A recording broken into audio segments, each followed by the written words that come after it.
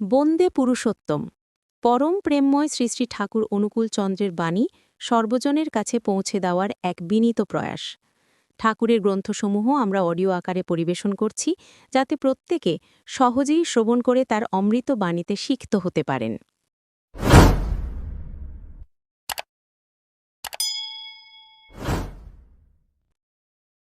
আলোচনা প্রসঙ্গে প্রথম খণ্ড পৃষ্ঠা ১৬৩ থেকে ১৭৪। ১৯শে অগ্রহায়ণ ১৩৪৮ বৃহস্পতিবার ইং ৪/১২/১৯৪১। ভোরে শ্রী শ্রী ঠাকুর সমীপে বাঁধের ধারে তাসুতে আজও বৈঠক বসেছে। শরদ্দা, হালদার, হরিপদদা, সাহা, প্যারিদা, নন্দী, বীরেন্দা, ভট্টাচার্য, ইন্দুদা, বসু, বিমলদা, মুখোপাধ্যায়, ঈশদাদা, বিশ্বাস, শৈলেন্দা, ভট্টাচার্য, ধূর্যটিদা, নিয়োগী, কালিদাসীমা, মানদামা, সরোজিনীমা, কালীষষ্ঠীমা প্রমুখ অনেক দাদা ও মাই উপস্থিত আছেন। সর্বজ্ঞত্ববিদ সম্বন্ধে কথা উঠল। শ্রী শ্রী ঠাকুর বললেন, সর্বজ্ঞত্ব বীজাকারে থাকে, অ্যাফেয়ারের বা বিষয়ের মধ্যে পড়লে সেটা ফুটে বেরোয়। সৃষ্টির উদ্ভিদ যা হতে তার মরকোচ যার অধিগত হয় সুকেন্দ্রিক তপশ্চর্যার ভিতর দিয়ে, তার কিছুই অজানা থাকে না। সে একটু অভিনিবেশ সহকারে যা কিছু অনুধাবন করে তারই মূলতত্ত্ব উদ্ঘাটন করতে পারে। এটা কারো একচেটিয়া অধিকার নয়, প্রত্যেকেরই এটা হতে পারে তার বৈশিষ্ট্য মাফিক। তোমরা ভালো করে নামটাম করোই না, অনুরাগমুখর হয়ে নামধ্যান খুব স্ফূর্তিসে চালিয়ে যাও। চলো প্রতিটি কাজে ইষ্টসন্ধিচ্ছু আগ্রহ নিয়ে নিজের জীবনকে ইষ্ট সর্বস্ব করে ফেলো, দেখবে তোমাদের মধ্যেই কত জিনিস জেগে উঠবে। অবশ্য কোনো কিছুর লোভ রেখো না, তখন ওই লোভই পর্দা ফেলে দেবে, এগুতে দেবে না। ফলকথা, সর্বজ্ঞত বীজ প্রকট যাতে তাকেই ভালোবাসো মন প্রাণ দিয়ে, তার সঙ্গ করো, তাকে অনুসরণ করো, তার ইচ্ছা পূরণ করো সক্রিয়ভাবে, তার জন্য স্বেচ্ছায় সানন্দে দায়িত্ব গ্রহণ করো এবং তা কৃতিত্বের সঙ্গে নিষ্পন্ন করো। এই স্রোতের মধ্যে ফেলে দাও নিজেদেরকে, নিজের নিজের পুটলির ভাবনাটা ছাড়ো, তার যা কিছুকে নিজের করে নিয়ে তারই জন্য খাটো, তারই প্রীতি ও প্রতিষ্ঠা কামনায় প্রত্যেককে সেবা দাও তার বৈশিষ্ট্য মাফিক। এই হিল্লে পড়ে তোমরা দেখতে পাবে তোমাদের অজান্তে তোমরা অনেক কিছু জেনে ফেলেছ পরিপূর্ণ বোধ সঙ্গতি নিয়ে। এই চলনের পথেই সর্বজ্ঞত বীজ, ব্রহ্মজ্ঞান ইত্যাদি উদ্ভিন্ন হয়ে ওঠে। ওসব কোনো আজগবি বা এই জগতের সঙ্গে বিচ্ছিন্ন ব্যাপার নয়। বীরেন্দা, ভট্টাচার্য, মানুষ ত্রিকালজ্ঞ হয় কখন? শ্রী শ্রী ঠাকুর, ত্রিকালজ্ঞ মানে একটা অবস্থা দেখে তার পূর্বে কি ছিল এবং পরে কি পরিণতি হবে তা যে বুঝতে পারে সেই। জগতের কোনো কিছুই বিচ্ছিন্ন ও অহেতুক নয়, একটা কার্যকারণ শৃঙ্খলায় জড়িয়ে আছে। যা কিছু এই কার্যকারণ গড়িয়ে গড়িয়ে চলেছে কালের বুকে, আরও কার্যকারণের বীজ সৃষ্টি করে। এর সঙ্গে আবার মিশে আছে পরিস্থিতির চাপ, প্রত্যেকের স্ব বৈশিষ্ট্য, প্রকৃতি ও প্রবৃত্তি। এইগুলির ক্রিয়া প্রতিক্রিয়া পূর্বাপর পারম্পর্য বিবেচনা করলে বর্তমান বাস্তব যা তা দেখে অতীত ও ভবিষ্যৎ নির্ধারণ করা যায়।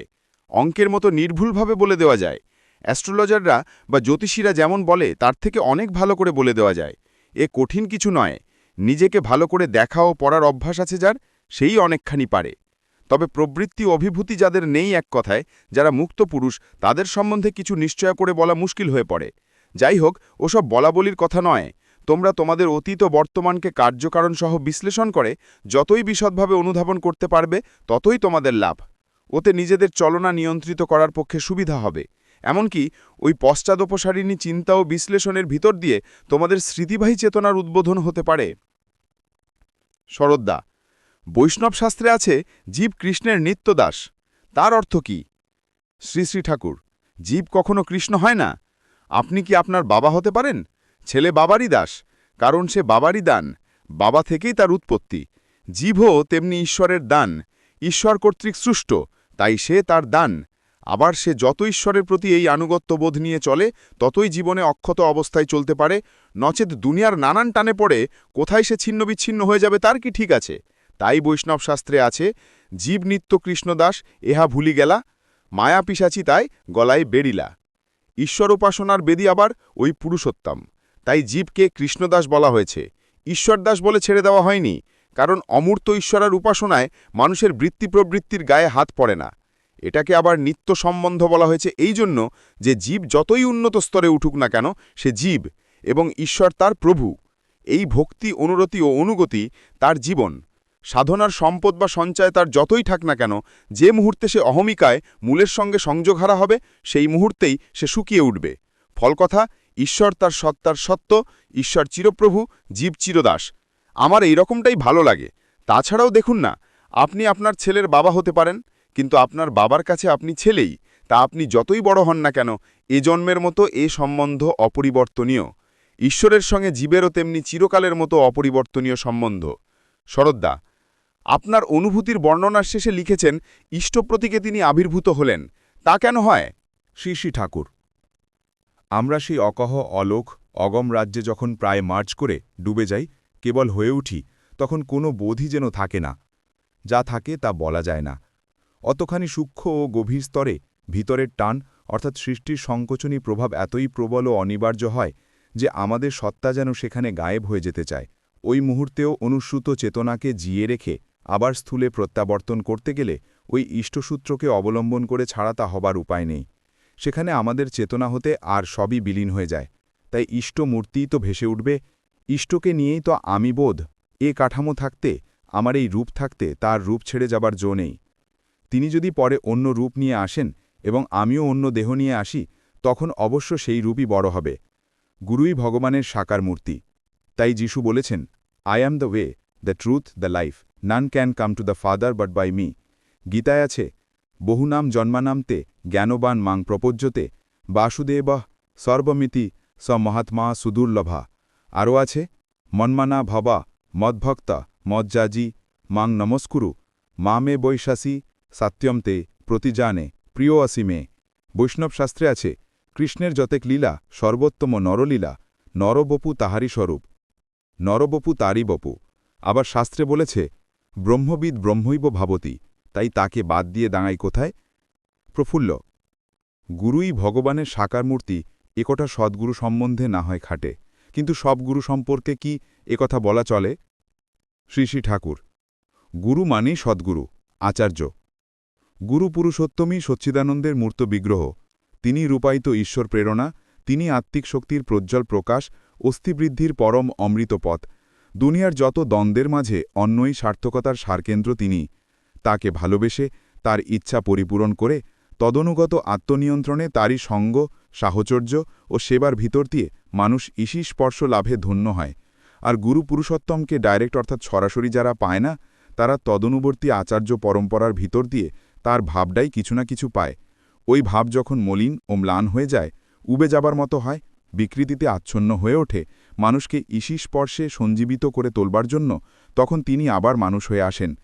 মানুষের মধ্যে তাদেরই একজন হয়ে বিচরণ করেন, আর নিজের আচরণ দিয়ে প্রতি পদক্ষেপেই দেখিয়ে দেন কেমন করে মানুষ ঈশ্বরেরই হয়ে চলতে পারে সব কিছুর মধ্যে। তাই গুরু তিনি, আর তার অভাবে তদ্ভাবাভাইত তচ্চল নিরত যারা, তারা। যেখানে কারোর কিছু হয়েছে, কেউ কিছু পেয়েছে, তা অমনতর গুরুকে ধরেই, অবশ্য নাম কোয়াস্তে ধরলে হবে না, তাকে অনুরাগ ভরে অনুসরণ করা চাই। আবার এ কথাও স্মরণ রাখতে হবে, সদ্গুরু শুধু মিন্স নন, তিনি নিজেই গোল। নরেন্দাকে শ্রী শ্রী ঠাকুর একখানি ছবি আঁকতে দিয়েছেন।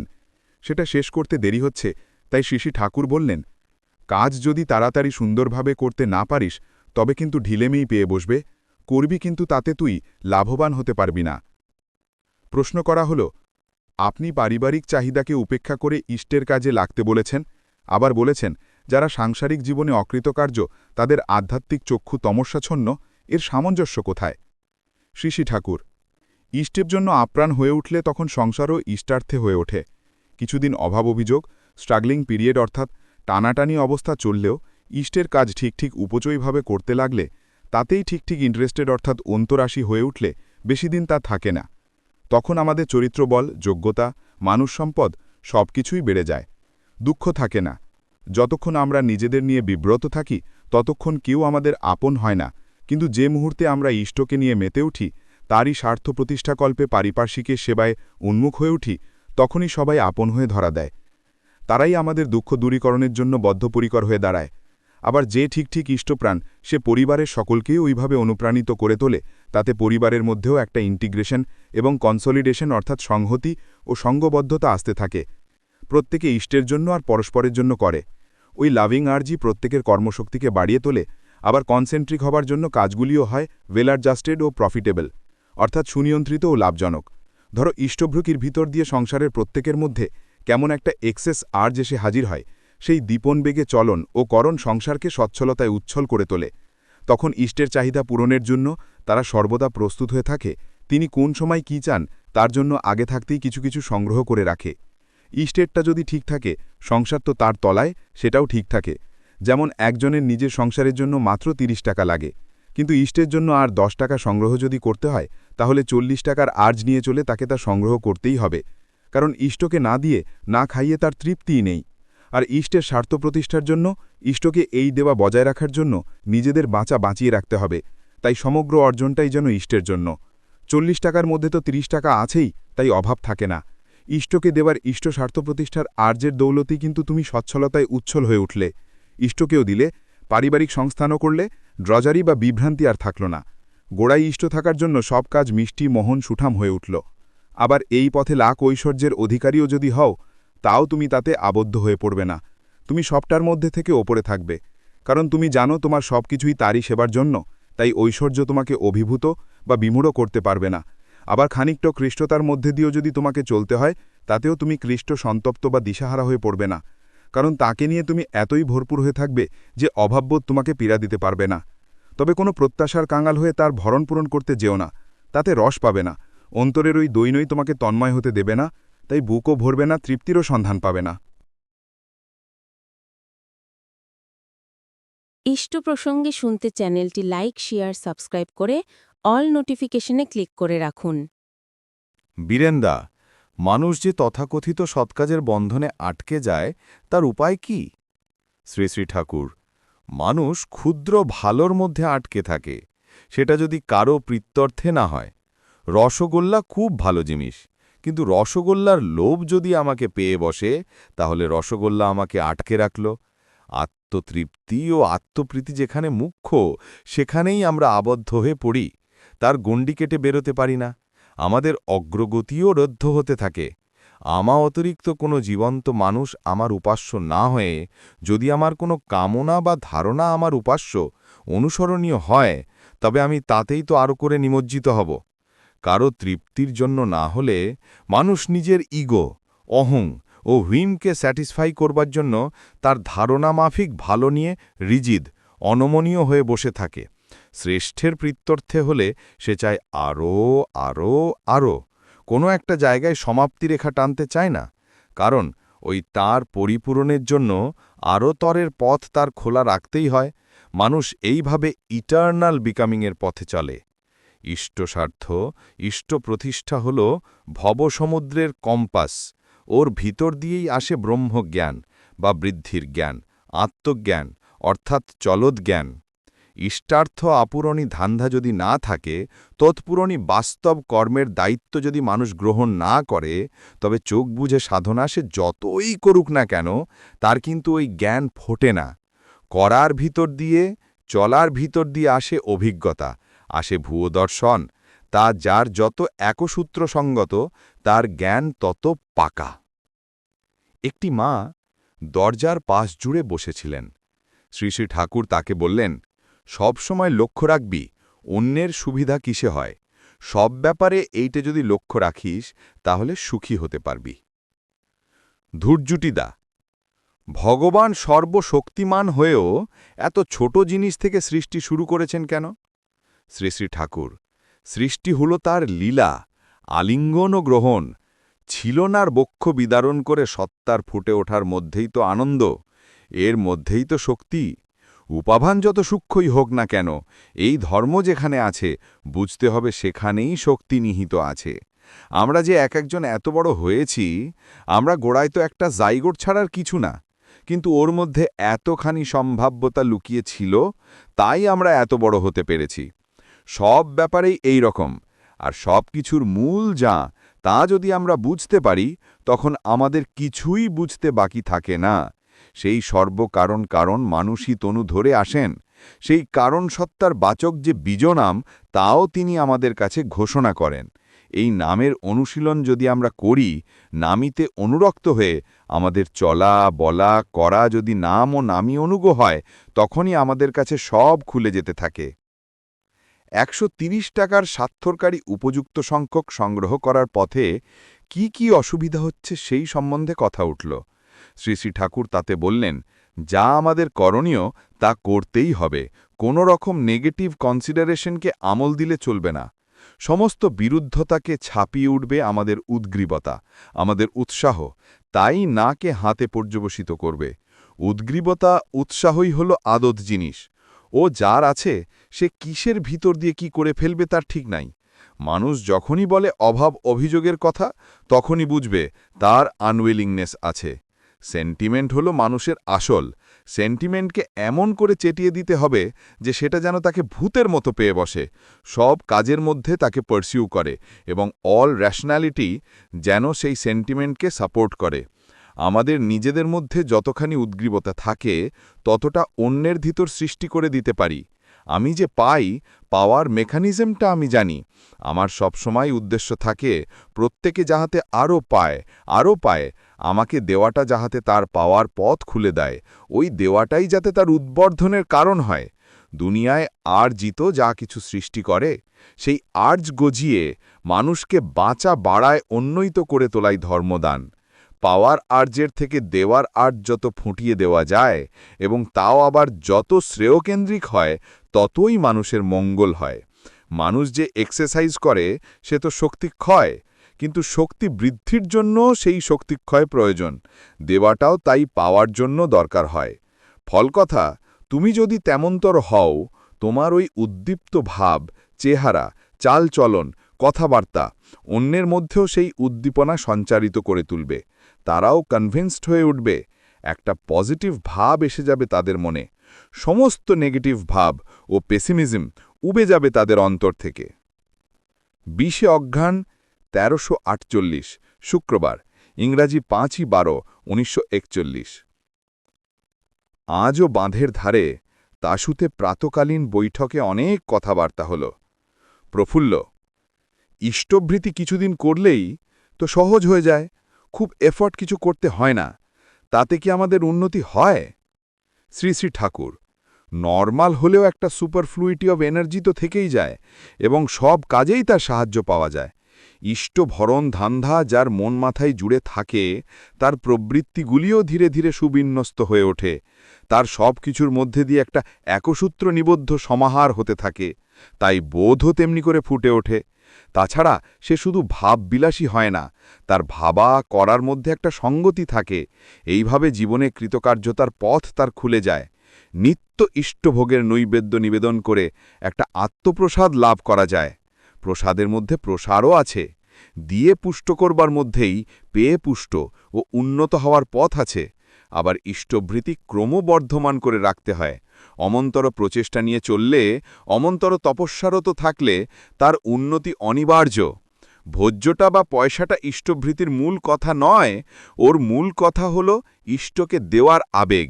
তাকে না দিয়ে না খাইয়ে আমার ভালো লাগে না, তাই সর্বাগ্রে আমার তার সেবার আয়োজন। ওই আবেগ যখন মানুষের অন্তরে নেশার মতো পেয়ে বসে, সে তখন তার সব করার ভিতর দিয়ে তাকেই অর্ঘ্যনন্দিত করতে চায়। জীবনে যেন তার একটা অফুরন্ত উৎসাহ জেগে ওঠে। অক্ষমতার সঙ্গে হীনম্মন্যতা কেমনভাবে জড়িত সেই সম্বন্ধে কথা উঠল। শ্রী শ্রী ঠাকুর বললেন, মানুষ চায় অ্যাপ্রিসিয়েশন, গুণগ্রহণ, মুখর স্তুতি, চায় পারিপার্শ্বিক তাকে তারিফ করুক। কিন্তু দুর্বলতা, অক্ষমতা, আলসেমি থাকলে মানুষ তো ছাড়ে না। তখন ওই অক্ষম যারা, তাদের অনেকেই নিজেদের সংশোধন না করে বরং জোর করে নিজেরা এস্টাবলিশ, প্রতিষ্ঠা করতে চেষ্টা করে। অনেক সময় অন্যকে খাটো করে নিজেদের বড় করতে চায়। এমনতর দেখলে বুঝতে হবে ওই অক্ষমতার হাত থেকে তাদের আর রেহাই নেই। কিন্তু যারা নিজেদের অক্ষমতাকে অতিক্রম করতে ইচ্ছুক, কেউ তাদের দোষ ধরলে তারা তা বিনীতভাবে স্বীকার করে। তাদের হীনম্মন্যতা অত উগ্র হয় না। এদের উন্নতি তাই আশা করা যায়। প্রকৃত সক্ষম যারা, বিশেষত শ্রেয়ানুপরণী আবেগে দক্ষ ও যোগ্য হয়ে ওঠে যারা, তাদের হীনমন্যতার বালাই থাকে না। তারা মানুষের প্রশংসার কাঙাল হয়ে ঘুরে বেড়ায় না। তাদের একমাত্র লক্ষ্য থাকে প্রিয় পরমকে খুশি করা। তার খুশিতেই খুশি তারা। আবার তিনি যদি তোয়াজ বা তারিফ না করেন, বাহবা না দেন, তাতেও তাদের দুঃখ নেই। তিনি সুখী হলেই হল, এই তাদের মনোভাব। নিজেদের জন্য কিছুই চায় না তারা, কিন্তু নিজেদের চলন, চরিত্র, কর্মের ভেতর যদি ওই তার সুখ, স্বাচ্ছন্দ্য ও তৃপ্তির ব্যাঘাতই কিছু ধরতে পারে তারা, তখনই অনুতাপে তাদের বুক জ্বলে যায়। নিজেদের পরিশুদ্ধ না করা পর্যন্ত তারা শান্তি পায় না। তাই এমনতর যারা দুর্বলতা, অক্ষমতা বা হীনম্মন্যতা তাদের মধ্যে বাসা বাঁধতে পারে না, তারা শতই তাদের সমান সমান বা তাদের চাইতে যোগ্যতর যারা, তাদের প্রতি সশ্রদ্ধ হয়, এবং অপেক্ষাকৃত কম যোগ্যতা যাদের, তাদের প্রতি সহানুভূতি সম্পন্ন হয়। তাদের চেষ্টা থাকে কেমন করে সেবা পরিচর্যায় যোগ্যতর করে তুলবে তাহাদিগকে। যারা হীনম্মন্যতা থেকে যোগ্যতা আহরণ করে, তারা কিন্তু প্রায়শই এমনটা পারে না। তারা নিজেদের বাহাদুরি প্রমাণ করবার জন্য অন্যের মনে আঘাত দিয়ে উৎসাহ উদ্দীপনাকে অনেক সময় থেতলে দেয়। আশা, ভরসা, স্ফূর্তি ও প্রেরণা জুগিয়ে দরদি বন্ধুর মতো হাত ধরে উপরে টেনে তুলতে পারে না। তাই আমার মনে হয়, যে যোগ্যতা অন্যকে যোগ্য করে তুলতে পারে না, তাও অযোগ্যতারই শামিল। অবশ্য মানুষের শ্রদ্ধা, ইচ্ছা ও চেষ্টা না থাকলে বাইরে থেকে কেউ কিছু করে দিতে পারে না। পরপর প্রশ্ন চলতে লাগল, ক্রমে ভিড় বাড়তে লাগল। সবাই শীতে জড়সড় হয়ে বসেছেন। তারপর আলাপ আলোচনার ভেতর দিয়ে এমন একটা জমাট আবহাওয়ার সৃষ্টি হয়েছে যে যিনি একবার এসে বসেছেন তার আর ওঠার সাধ্য নাই। কথার মধ্যে দিয়ে তিনি যেন নিজের প্রাণ সবার প্রাণের মধ্যে প্রবেশ করিয়ে দিচ্ছেন, হাবে, ভাবে, ভঙ্গিতে, কণ্ঠস্বরে, চাউনির ভিতর দিয়ে। তার নীতি নব নটলীলা প্রতিটি মুহূর্তে অনবদ্য, অনুপম, অপূর্ব। তাই কখনো তাকে পুরাণ মনে হয় না। পুরাতন হয়েও চিরনূতন তিনি, চির অনাবিষ্কৃত তিনি। বিস্ময়ের নূতন শিহরণ নিয়ে প্রতি মুহূর্তেই থমকে দাঁড়াতে হয় তার সম্মুখে। তার সান্নিধ্যে যে সুখ, সে যেন পাহাড়ে ওঠার সুখের মতো। তাতে ক্লেশ আছে, তপস্যা আছে, বোধির রাজ্যে ধাপে ধাপে এগিয়ে যাওয়ার আনন্দ আছে। আরও আছে বৃহত্তর পারিপার্শ্বিকের জন্য দায়িত্ব গ্রহণের আনন্দ। দুস্থ, আতুর, অনাথ, প্রয়োজন পীড়িত ক্রমাগত তার কাছে এসে ভিড় করে দাঁড়ায়। তিনি পরস্পরকে দিয়ে পরস্পরের সেবা করিয়ে নেন। প্রত্যেকে প্রত্যেকের সহায় হয়। যার যতটুকু যোগ্যতা আছে তাই নিয়ে পারিপার্শ্বিকের সহযোগিতায় সে অনেকখানি করতে পারে। এইভাবে দুর্বল শক্তিমান হয়, স্বার্থান্ধ ব্যক্তি প্রেমিক ও সেবাবুদ্ধি সম্পন্ন হয়ে ওঠে। অনিয়ন্ত্রিত, অপচয়প্রবণ ব্যক্তিও সুনিয়ন্ত্রিত, উকোচই হয়ে ওঠে। সমাজ শক্তি তার উন্নতির পথে এগিয়ে চলে। শরদ্দা প্রশ্ন করলেন, সব অবতারে কি সমান? শক্তির তারতম্যতে থাকেই। সবার মধ্যে সব অ্যাসপেক্ট তো দেখা যায় না। কবার শ্রী শ্রী ঠাকুর, সকলেই পূর্ণ, সবাই বরিষ্ঠ। বড় কথার মধ্যে রয়েছে পরিপূরণ। যখন যেমন প্রয়োজন তখন তেমন আবির্ভাব। যুগ প্রয়োজন পরিপূরণের জন্য। যুগে যুগে সেই একজনই আসেন, পূর্বতন ও পরবর্তীর মধ্যে। তাই রয়েছে অচ্ছেদ্য সঙ্গতি। বিবর্তনের ধারা এইভাবে এগিয়ে চলেছে। তাই একজনকে খাটো করে আরেকজনকে বড় করার প্রচেষ্টা ভালো নয়। শ্রীকৃষ্ণের মধ্যে রামচন্দ্রকে দেখি না, বুদ্ধদেবের মধ্যে শ্রীকৃষ্ণকে খুঁজে দেখি না, এই যে দোষ। বর্তমানের মধ্যে পূর্বতনকে খুঁজে দেখার বুদ্ধি যদি আমাদের থাকে, তাহলে তার মধ্যে পূর্বতন প্রত্যেককে আমরা পেতে পারি, এবং তাকে কেন্দ্র করে সমগ্র মানব সমাজ ঐক্যবদ্ধ হয়ে উঠতে পারে, প্রত্যেকে স্ব স্ব বৈশিষ্ট্যে অক্ষুণ্ণ থেকে। পূর্বে সমপি গুরুহু কালে না নবচ্ছেদাত। আপনার মধ্যে আপনার বাবা আছেন, ঠাকুরদা আছেন, পূর্বপুরুষ সবাই আছেন। তাদের বিবর্তিত রূপ আপনি, পরবর্তীও তেমনি পূর্ববর্তীর বিবর্তিত রূপ। আজকের দিনে তাই পূর্ববর্তী কোনো অবতার মহাপুরুষকে যদি বুঝতে চাই, তবে বর্তমান পুরমান অবতার মহাপুরুষ যদি কেউ থাকেন, তার মধ্যে দিয়েই বুঝতে পারব, নচেত তার মর্মকেন্দ্রের সন্ধান পাব না। আবার প্রেরিত তথাগত অবতার মহাপুরুষ বা পুরুষোত্তম যারা, তাদের প্রত্যেকের মধ্যে সব অ্যাসপেক্টই থাকে। অ্যাফেয়ার দরকার তখন টের পাওয়া যায়, নচেত প্রয়োজনা উপযোগী কতগুলো অ্যাসপেক্ট প্রমিনেন্ট, প্রধান ও অ্যাক্টিভ দেখা যায়। অন্য সব অ্যাসপেক্টের স্পার্ক ঝলক মাঝে মাঝে দেখা যায়। অবতার মহাপুরুষ ছাড়া আর এক দল আছেন পাবক পুরুষ। বিশেষ বিশেষ গ্লানি নিরাকরণের জন্য তারা আসেন। তাদের মধ্যে সব দিককার অমন্তর সুসঙ্গত সমাদেশ দেখা যায় না। তবে পূর্বতনের প্রতি আনুগত্য তাদের মধ্যে পরিস্ফুট থাকেই কি? থাকে। একজন তামাক সাজতে গিয়ে পরপর দেয়াশলার 4টে কাঠি খরচ করলেন। শ্রী শ্রী ঠাকুর তাঁর নজরে এড়ানি। বললেন, এ দেখে বোঝা যায় তুমি মিতব্যয়ী কতখানি। ছোট ছোট ব্যাপারগুলো ঠিক করে ফেলো, তাহলে বড় ব্যাপার আটকাবে না। শরদ্দা এবার প্রশ্ন করলেন, মীরাবাইয়ের জীবনে দেখতে পাই তার এক ইষ্ট, স্বামীর অন্য ইষ্ট। স্বামীর প্রতি টান নেই, কিন্তু স্বামীর প্রতি টান নিয়ে স্বামীর থ্রুতে ইষ্টানুসরণ করাই তো বিধি। শ্রী শ্রী ঠাকুর, থ্রু এর ভেতর দিয়ে নাই, ইন কোয়ার্ডিনেশন উইথ হাজব্যান্ড এই পর্যন্ত। ইষ্টানুসরণের অধিকার সবারই আছে। স্বামী ইষ্টানুসরণ না করলেও মেয়েরা করবে এবং স্বামীকে সেই পথে আনবে। মীরাবাই তো প্রকৃতপক্ষে গিরিধারী লালের সঙ্গে ওয়েডেড, পরিণয়ে নিবদ্ধ হয়ে গিয়েছিল। তাকে ওখানে বিয়ে দেওয়াটাই ঠিক হয়নি। আবার রানা যদি গিরিধারী লালের ভক্ত হতো তাহলে সোনায় সোহাগা হতো। সে তার ভক্তিপথের সহায় হতো এবং সেই জন্য মীরা তার প্রতি শতই অনুরক্ত হয়ে উঠত। ইষ্টানুরাগের সঙ্গে সঙ্গতি নিয়ে স্বামী অনুরাগ গজিয়ে উঠত তার ভিতর। এতে তার ভক্তিজীবন সমৃদ্ধতর হতো বই ক্ষুণ্ণ হতো বলে আমার মনে হয় না। ইষ্টার্থ আপরণের সঙ্গে সঙ্গতি রেখে দুনিয়ার যত কিছুর সঙ্গেই আমরা সম্বন্ধান্বিত হই না কেন, তাতে লাভ ছাড়া ক্ষতি নেই। নানা ব্যক্তি, বিষয় ও ব্যাপারকে ইষ্ট অনুগু নিয়ন্ত্রণে যতই আমরা সুবিন্যস্ত করে তুলতে পারি, ততই আমাদের ব্যক্তিত্ব বিস্তার লাভ করে এবং ইষ্টানুরাগও গভীরতর হয়ে ওঠে, এবং ধর্মের উদ্দেশ্য যে সপরিবেশ বাঁচা বাড়া, তাও সার্থক হয় ওই পথেই। নচেত পরিবেশের সঙ্গে সম্পর্কহারা জীবন কিন্তু ধর্ম নয়। তাই বলে ইষ্টনিষ্ঠা ব্যাহত হয় যাতে তেমনতর সংসর্গের ঢলে পড়াও কিন্তু ঠিক নয়। সেই আশঙ্কাই হয়তো মীরা রানার সংসর্গ সযত্নে পরিহার করে চলেছে। কিন্তু রানার স্বীয় ইষ্টপ্রতি তীব্র অনুরাগ যদি থাকত, তাহলেও হতো। পরস্পর পরস্পরকে শ্রদ্ধার চোখে দেখত, তার মধ্যে দিয়ে মিল হতো। তাই বিয়ে থাওয়া ব্যাপারে বর্ণ, বংশ ইত্যাদি যেমন দেখা দরকার, সঙ্গে সঙ্গে ছেলে ও মেয়ের প্রকৃতি সঙ্গতিও দেখা দরকার। পরবর্তী ইষ্ট প্রসঙ্গে শুনতে নেক্সট বোতাম চাপুন ও নিচের ডেসক্রিপশন ফলো করুন। চ্যানেলটি ভালো লাগলে লাইক করুন। চ্যানেলটি সাবস্ক্রাইব করে রাখুন পরবর্তী অধ্যায় শোনার জন্য। জয় গুরু।